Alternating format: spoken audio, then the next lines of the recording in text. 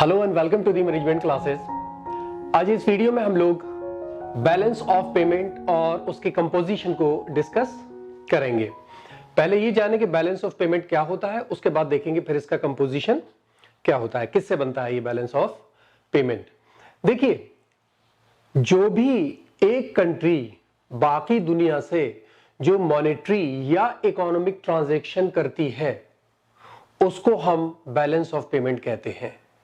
ठीक है, मतलब कोई भी ऐसा स्टेटमेंट, एक हम स्टेटमेंट ले लेते हैं क्रेडिट डेबिट, जो गया उसको निकाल देंगे, जो आया उसको ऐड कर लिया, तो एक स्टेटमेंट हो गया। वो जो स्टेटमेंट होता है वो एक रिकॉर्ड होता है all monetary as well as the economic services made by one country to rest of the world. ठीक है, और ये एक पर्टिकुलर पीरियड टाइम के लिए होता है। कहीं पर इसको क्वार्टरली करते हैं, कहीं हाफ ईयरली कहीं करते हैं, कहीं ईयरली करते हैं। ठीक है, तो 2008 के अंदर 2010 किसी भी ईयर का लीजिए, इंडिया ने कितना सामान दूसरे मुल्कों को बेचा और कितना दूसरे मुल्कों से खरीदा, वो जो हम एक स्टेटमेंट लिखेंगे, इतना पैसा हमारे इंडिया से गया और इतना पैसा इंडिया में लौट कर आया, वो जो एक स्टेटमेंट होगा उसको हम कहेंगे बैलेंस ऑफ पेमेंट। ठीक है, इस बैलेंस ऑफ पेमेंट के अंदर हम अब ये बेचना और खरीदना, चाहे कोई इंडिविजुअल कर रहा हो, चाहे कोई कंपनी कर रही हो या गवर्नमेंट खुद कर रही हो, सारी चीजें इंक्लूड की जाती हैं। जो चीज हम दूसरे मुल्कों को बेचते हैं वो एक्सपोर्ट कहलाता है, और जो दूसरे मुल्कों से खरीदते हैं वो इंपोर्ट कहलाता है। ठीक है, इसके अंदर हम लोग सारी गुड्स को इंक्लूड करते हैं। कैपिटल गुड्स होती हैं, कंज्यूमर गुड्स होती हैं, या आप कह लीजिए कि सर्विसेज होती हैं, जैसे कि एक आदमी किसी दूसरी कंट्री जाकर नौकरी करे, वो सर्विसेज होती हैं। आप इंश्योरेंस किसी को बेचें, वो भी बैलेंस ऑफ पेमेंट में आता है। या आप रेमिटेंसेज होते हैं, जो लोग बाहर रहते हैं और फिर वो पैसा भेजते हैं अपने घर पे, वो भी इंक्लूड किया जाता है उसके अंदर। ट्रांसफर पेमेंट्स होते हैं, किसी ने गिफ्ट मनी आई या कुछ इस तरह के अलाउंसेस आए, ये सारी की सारी चीजें इसके अंदर मौजूद की जाती हैं। और इससे फायदा क्या होता है कि ये रिकॉर्ड करके कोई भी कंट्री का जो बैंक है, ये जो भी उसकी फाइनेंशियल इंस्टीट्यूशंस हैं गवर्नमेंट के, वो इसको मॉनिटर करते हैं और ये देखते हैं मनी फ्लो क्या चल रहा है, किस तरफ मनी फ्लो जा रहा है, प्रॉफिट है हमें इंटरनेशनल ट्रेड में या लॉस जा रहा है। उसी हिसाब से फिर अपनी पॉलिसीज को डेवलप करते हैं। और जाहिर ये सारे काम अपनी कंट्री को स्ट्रांग बनाने के लिए किया जाता है। अच्छा देखिए, बैलेंस ऑफ पेमेंट को डिटेल में हमें समझना है तो हमें एक्सपोर्ट, इंपोर्ट और ये सरप्लस और ये डेफिसिट वगैरह को समझना होगा। पहले हम बात करें एक्सपोर्ट और इंपोर्ट की। जैसे मैंने बताया, कोई भी प्रोडक्ट आपने अपनी कंट्री से बेचा दूसरी कंट्री को, तो जो प्रोडक्ट है वो आपकी कंट्री से चला गया। ठीक है, वो कब चला गया, आप लगा ली, मैं अगर ऊपर 3 बना रहा हूं तो वो एक्सपोर्ट है, अंदर बना रहा हूं तो इंपोर्ट है। एग्जाम्पल के लिए, एग्जाम में ना लिखिएगा ना, ये कोई ऑथेंटिक लैंग्वेज है। ठीक है, जब आपने एक्सपोर्ट किया तो प्रोडक्ट आपकी कंट्री से चला गया, वापस क्या आया, पेमेंट, मनी, जो भी करेंसी है आपकी, जो आपने बेचा है वो आपके पास वापस आ गया। ठीक है, जब आपने कोई चीज बेची कि दूसरी कंट्री को, तो वो एक्सपोर्ट हुआ। लेकिन आप ये हमेशा देखिए, कभी कभी दिमाग में आता है, या पहले इंपोर्ट बताऊं फिर इनमें दोनों में वो कंपैरिजन बताऊंगा। दूसरी चीज इंपोर्ट हो गई। इंपोर्ट में क्या हुआ, इंपोर्ट में प्रोडक्ट तो आपकी कंट्री में आ गया, लेकिन पेमेंट चला गया, पेमेंट चला गया। ठीक है, अब देखिए, नोट करने वाली बात यह है कि दोनों काम हो रहे हैं। हमारी कंट्री से पैसा जा भी रहा है और हमारी कंट्री में पैसा आ भी रहा है। जनरली आप देखिए तो अगर आप किसी एक लेमैन से पूछिए कि कंट्री के लिए इंपोर्ट फायदेमंद है या एक्सपोर्ट फायदेमंद है, तो आदमी कहेगा इंपोर्ट होना चाहिए, क्योंकि चीजें आती हैं हमारी कंट्री में, है ना। हमारे यहां इलेक्ट्रॉनिक्स आ रहे हैं, चीजें आ रही हैं।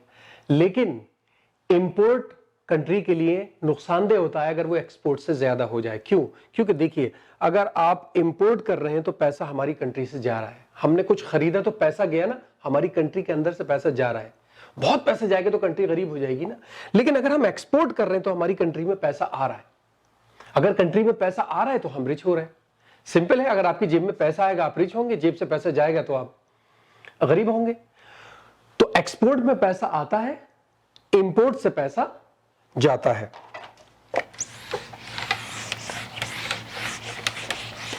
अब मान लीजिए आपका एक्सपोर्ट ज्यादा हो गया इंपोर्ट से।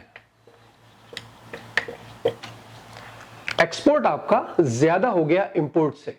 एक छोटा सा एग्जांपल ऐसे ले लेते हैं, 100 का आपने एक्सपोर्ट किया और 20 का इंपोर्ट किया, 80 का आपने इंपोर्ट किया, ठीक है। तो ये कितना निकल कर आ गया बचा हुआ 20। ये 20 क्या होगा? एक्सपोर्ट हमने किया है, यानी पैसा जो हमने लिया है दूसरों से वो 100 रुपीस का, और दूसरी कंट्री को पे कितना किया हमने 80, बचा क्या 20। 20 क्या है? 20 होगा सरप्लस,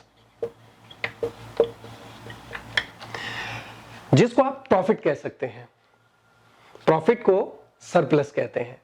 कोई भी चीज एक्स्ट्रा है तो वो सरप्लस, यानी जो हमने पे किया उसके बावजूद भी आए हुए में से बच रहा है, तो ये सरप्लस कहलाएगा। इसको आपने देखा होगा, हम जनरली फॉर्मूला लिखते हैं export minus import is equal to balance of payment होता है। तो ये बेसिकली बैलेंस ऑफ पेमेंट है ना। इसका उल्टा कर लीजिए, इसका उल्टा कर लीजिए कि अगर आपका एक्सपोर्ट कम हो गया और इंपोर्ट ज्यादा हो गया तो क्या होगा? मान लिया अगर ये 100 है और ये 110 हो गया, अब क्या आएगा? -10। अगर हमारा डिफरेंस इस फॉर्मूले पे निगेटिव में आता है तो लॉस कहलाता है, लॉस, जिसको हम लोग डेफिसिट कहते हैं।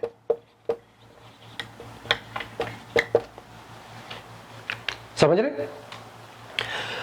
तो बैलेंस ऑफ पेमेंट अगर निगेटिव में आता है तो डेफिसिट कहलाता है। हमें लॉस हुआ है बैलेंस ऑफ पेमेंट में। लॉस कैसे हुआ है? हमने पे ज्यादा कर दिया दूसरी कंट्रीज को और दूसरी कंट्रीज से कम आया है, यानी हमने इंपोर्ट ज्यादा कर लिया और एक्सपोर्ट कम किया है, लॉस हो जाएगा, डेफिसिट होगा। लेकिन अगर बैलेंस ऑफ पेमेंट पॉजिटिव में आता है तो हमें सरप्लस होता है, यानी प्रॉफिट होता है, यानी हमने एक्सपोर्ट ज्यादा किया है और इंपोर्ट कम किया है। दूसरी कंट्रीज से पैसा ज्यादा आया है हमारी कंट्रीज में और हमारी कंट्री ने कम पेमेंट किया है, ठीक है। ये एक सिंपल और एक सादा सा आइडिया है बैलेंस ऑफ पेमेंट का, ठीक है। अब इसके कंपोजिशन को देखते हैं, कंपोजिशन कैसे होती है इसकी।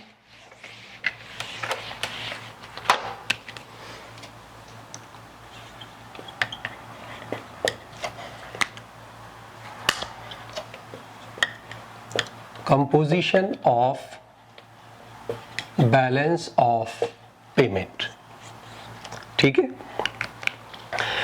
अब कंफ्यूज ना हो, इसको कई कंपोजिशन लिखा हो या कंपोनेंट्स लिखा हो, components of balance of payment, confuse होने की जरूरत नहीं है, एक ही बात है, composition of balance of payment या components of balance of payment, ठीक है।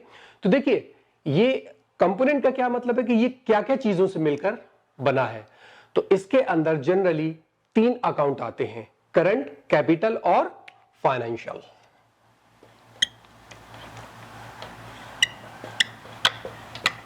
करंट अकाउंट,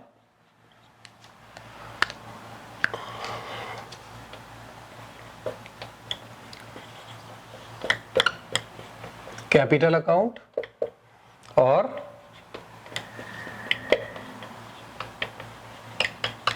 फाइनेंशियल अकाउंट, ठीक है। कुछ जगह पर आपको करंट और कैपिटल मिलेंगे, वहां जनरली कहीं कहीं ये लोग इसको मिक्स कर देते हैं, कंफ्यूज होने की इसमें जरूरत नहीं है। आप चाहें तो उसको अलग लिखें, आप अलग ही लिखें, वो ज्यादा बेहतर होता है, वरना कुछ जगह मिला देते हैं, सिर्फ करंट और कैपिटल कहते हैं उसको, ठीक है। तो अब हम एक एक करके समझेंगे कौन सा अकाउंट कौन सा है। पहले बात करते हैं करंट अकाउंट की। देखिए करंट अकाउंट के अंदर हम जनरली मनी के फ्लो को चेक करते हैं या मनी के फ्लो को मॉनिटर करते हैं गुड्स और सर्विसेज के अंदर। गुड्स और सर्विसेज यानी गुड्स चीजें हम बेच रहे हैं, हम लेदर बेच रहे हैं, हम कपड़े बेच रहे हैं, हम एग्रीकल्चर प्रोडक्ट बेच रहे हैं, ये कितना जा रहा है और कितना आ रहा है हमारी कंट्री में, इसको हम कैप्चर करते हैं, कंट्रोल करते हैं या रिकॉर्ड करते हैं बेसिकली करंट अकाउंट के अंदर। ठीक है, या सर्विसेज होती हैं, services of A doctor, engineer, एक आदमी जाकर किसी दूसरी कंट्री में नौकरी करता है, कमाकर अपने घर बेच रहा है, तो वो बेसिकली अपनी सर्विस एक्सपोर्ट की ना उसने, और पैसा उसका घर आ रहा है, तो उसकी सर्विसेज जा रही है ना। तो गुड्स और सर्विसेज के जो सारे रिकॉर्ड्स किए जाते हैं वो सब करंट अकाउंट के अंदर आते हैं।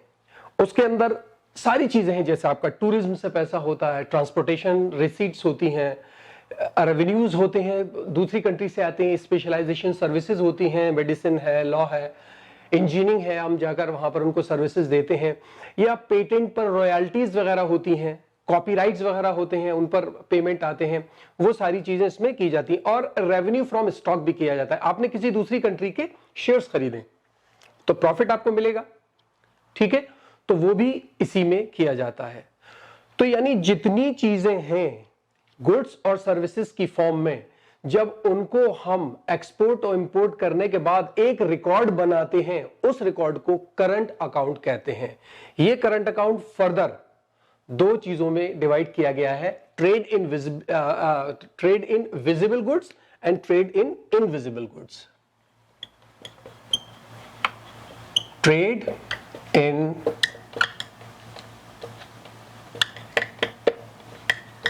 visible goods and trade in invisible goods। देखिए ये ए और बी अपने आप आपको बता रहा है क्या है, इसमें बहुत ज्यादा कंफ्यूज होने की जरूरत है ही नहीं। जो दिख रही हैं चीजें और बिक रही हैं और आ रही हैं हमारे में, वो विजिबल गुड्स हो गए। जो नहीं दिख रही और बिक रही हैं वो इनविजिबल हो गई। जैसे आपने एक जगह कहीं जाके नौकरी की तो आप खुद गए और पैसा आया, विजिबल है। आपने कपड़े बेचे किसी कंट्री को, विजिबल है। आपने बुक्स बेची किसी कंट्री को, फर्नीचर बेचा किसी कंट्री को, विजिबल है। लेकिन अगर आपने किसी कंपनी को इंश्योरेंस बेचा, किसी कंट्री ने आपका एक कोई चीज है, एयरलाइन से किसी से सामान जा रहा है, इंश्योरेंस लिया आपने कि उस कंट्री में मेरा सामान जा रहा है, उस कंट्री का इंश्योरेंस मैं ले लूं। या आपके यहां कोई आ रहा है तो उसने आपकी कंट्री से इंश्योरेंस लिया, तो इंश्योरेंस तो नहीं दिखेगा ना। वो प्रोडक्ट जो इनविजिबल है, जो देख नहीं सकते बस बिकते हैं, वो कहलाते हैं, वो काउंट किए जाते हैं ट्रेड इन इनविजिबल गुड्स के अंदर।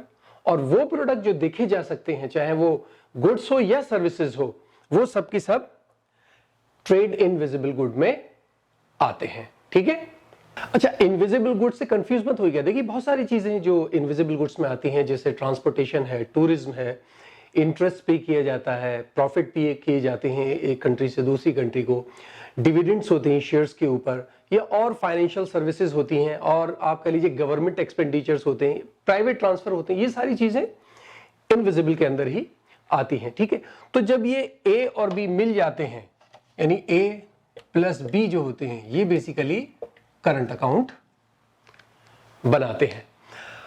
अगर ये करंट अकाउंट हमारे लॉस में जा रहा है तो डेफिसिट है, और अगर प्रॉफिट में है तो सरप्लस है। यानी अगर इन चीजों के ऊपर हमारे एक्सपेंसेस ज्यादा हैं दूसरी कंट्री को, ठीक है, तो डेफिसिट होगा क्योंकि हमने पे ज्यादा किया, लिया कम है।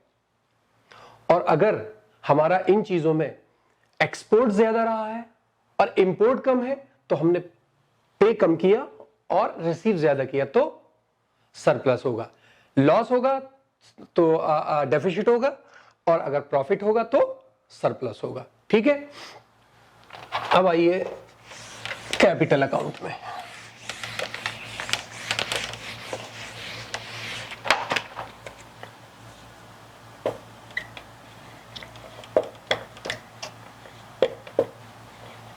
कैपिटल अकाउंट, देखिए कैपिटल अकाउंट के अंदर हम flow of international capital transactions को देखते हैं। यानी असेट्स आपने कितनी खरीदी है बाहर, और बाहर के आदमियों ने हमारी कंट्री में आकर कितने असेट्स खरीदे हैं उसको इंक्लूड किया जाता है इसके अंदर, यानी परचेज और डिस्पोजल ऑफ फाइनेंशियल असेट्स। और इसको हम नॉन फाइनेंशियल असेट्स कहते हैं बेसिकली, क्योंकि ये आपने एक असेट्स जमा की हुई है अपने ऊपर, आप उससे बेसिकली बिजनेस नहीं कर रहे हैं लेकिन आपने उसको जमा की हुई है। और ये आपको नॉन प्रोड्यूस असेट्स भी कहलाती है। आपने घर खरीदिया किसी कंट्री में जाकर, तो आपके पास कितनी चीजें हैं वहां उस कंट्री में, आपने कार रखी है, बंगला रखा है, फिर आपने एक फैक्ट्री बना रखी है, ठीक है, टोटल असेट्स आपके पास कितनी है वो इस करंट अकाउंट में होंगे। या किसी दूसरी कंट्री के नेशनल की आपकी कंट्री में कितनी असेट्स हैं, अगर मान लीजिए उसने ज्यादा खरीद रखी है आपकी कम है तो लॉस हो गया, अगर आपने ज्यादा खरीद रखी है उसकी कम है तो डेफिसिट हो गया। इसके अंदर लोन्स एंड बोरोइंग्स हम ऐड करते हैं।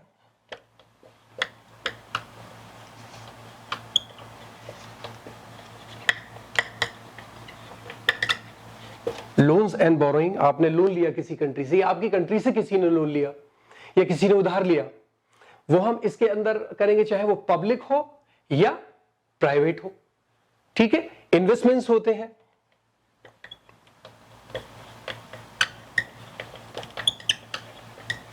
ये वो इन्वेस्टमेंट है जो ऐसे आपने घर लिया, आपने किसी कंट्री में घर ले लिया, प्लॉट खरीद लिया आपने किसी कंट्री, या आप किसी दूसरी कंट्री के आदमी ने आपके यहां आकर प्लॉट खरीद लिया, तो ये सब के सब जो होते हैं वो कैपिटल अकाउंट में आते हैं। जब आप घर लेंगे किसी कंट्री में तो आपकी कंट्री से पैसा गया, आपने घर लिया तो आपकी कंट्री से पैसा गया, और उसने अगर आपकी कंट्री में लिया तो आपकी कंट्री में पैसा आया, ठीक है।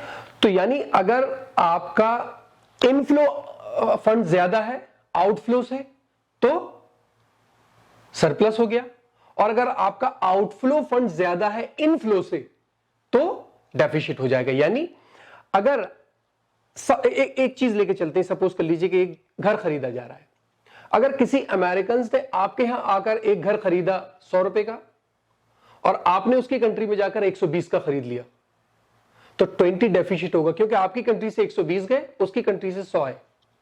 कन्वर्सली उसने 120 का लिया था और आपने 100 का, तो आपकी कंट्री में 120 आए और उसकी कंट्री 100 गए, तो 20 जो हो गया वो सरप्लस हो जाएगा, ठीक है। तीसरा आ जाता है फॉरेन एक्सचेंज रिजर्व।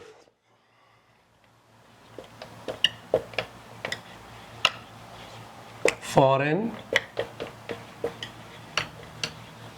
एक्सचेंज, ये भी साथ छोड़ रहा है,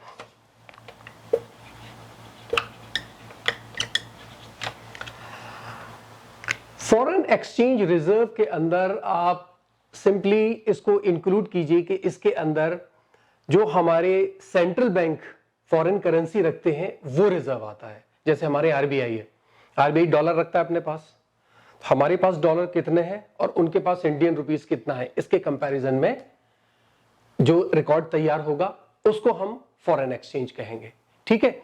फॉरेन एक्सचेंज क्या है, अगर आउटफ्लो ज्यादा है तो डेफिसिट होगा, और अगर इनफ्लो ज्यादा है तो जाहिर है सरप्लस होगा।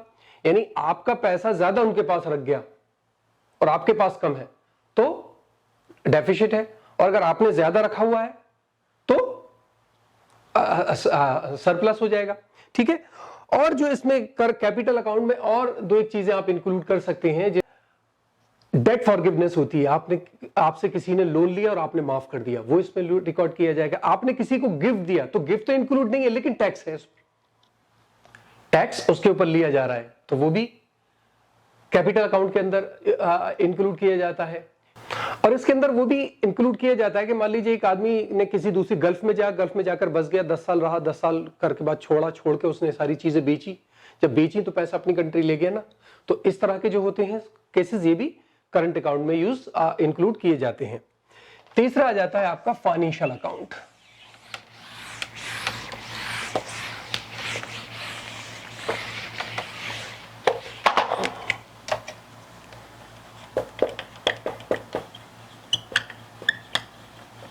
फाइनेंशियल अकाउंट, फाइनेंशियल अकाउंट नाम से अपने आप को बता रहा है कि ये तो बिजनेस है, यानी इसके अंदर फ्लो ऑफ फंड को मॉनिटर किया जाता है pertaining to the investment in business venture, real estate या स्टॉक्स। हमने जो बिजनेस में एक दूसरी कंट्री में पैसा लगा रहे हैं वो पैसा जा रहा है, जो हम लगा रहे हैं किसी कंट्री में, और कोई कंट्री वाला हमारी कंट्री में लगा रहा है तो वो पैसा आ रहा है। इन दोनों के बीच का डिफरेंस जो होता है वो बैलेंस ऑफ पेमेंट में आ जाता है, फाइनेंशियल अकाउंट में रिकॉर्ड किया जाता है बैलेंस ऑफ पेमेंट के। अगर हमने दूसरी कंट्री में ज्यादा इन्वेस्ट कर दिया है और दूसरी कंट्री वालों ने हमारी कंट्री में कम किया है तो डेफिसिट हो गया। अगर दूसरी कंट्री वालों ने हमारी कंट्री में ज्यादा इन्वेस्ट कर दिया पैसा और हमने कम किया है तो सरप्लस हो जाएगा, प्रॉफिट हो जाएगा। आप दिमाग में बस ये रखिए कि डेफिसिट और सरप्लस इस बात पर मद्देनजर रखता है कि कितना आपकी कंट्री से दूसरी कंट्री में जा रहा है और कितना दूसरी कंट्री से आपके यहां कंट्री में पैसा आ रहा है। गुड्स कितनी जा रही है नहीं जा रही है उसको दिमाग में 2 मिनट के लिए हटा दीजिए। सिर्फ ये रखिए किसी भी चीज से हमारी कंट्री में पैसा आया और हमारी कंट्री से दूसरी कंट्री में पैसा गया, इन दोनों के बीच का डिफरेंस जो है, अगर हमारी कंट्री को लॉस हुआ है, हमने ज्यादा पे कर दिया है जितना आया है उससे, तो डेफिसिट हो जाएगा। और अगर दूसरी कंट्री का पैसा ज्यादा आया है हमारे यहां से, हमने कम पे किया है, तो प्रॉफिट हो जाएगा हमें, जिससे हम सरप्लस कहते हैं। ठीक है। अच्छा, इसके अंदर हम लोग जो गवर्नमेंट असेट्स होती हैं, जैसे वो SDR होते हैं, स्पेशल ड्राइंग राइट्स, जो IMF के पास होते हैं, वो रखते हैं, वो भी इसमें यूज किया जाता है, क्योंकि वो तो बेसिकली हम एक पेमेंट करने के लिए एक पैसा हमने को पास रखा है कि स्पेशल ड्राइंग राइट्स हम कभी भी उनसे ले सकते हैं। फॉरेन इन्वेस्टमेंट होते हैं या कोई भी असेट्स हैं जो आपने अब्रॉड जाकर जमा की हैं बिजनेस पर्पज से। ठीक है।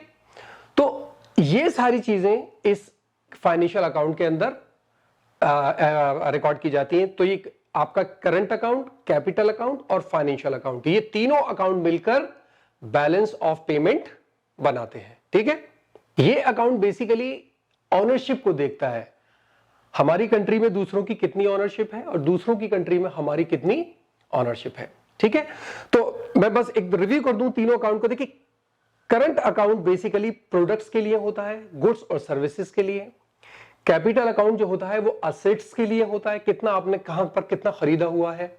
और फाइनेंशियल अकाउंट बिजनेस के लिए होता है। ये 3 चीजें एकदम क्लियर दिमाग में कर लीजिए। ठीक है। छोटी वीडियो है लेकिन इंपॉर्टेंट चीजें हैं, इसको दिमाग में रखेंगे तो कोई प्रॉब्लम नहीं होगी। और अगर ये कोई प्रॉब्लम हो इसमें समझ में तो मुझे बताइए, मैं कोशिश करूंगा कि आपकी प्रॉब्लम को सॉल्व करूं। इस वीडियो में इतना ही। Thank you so much.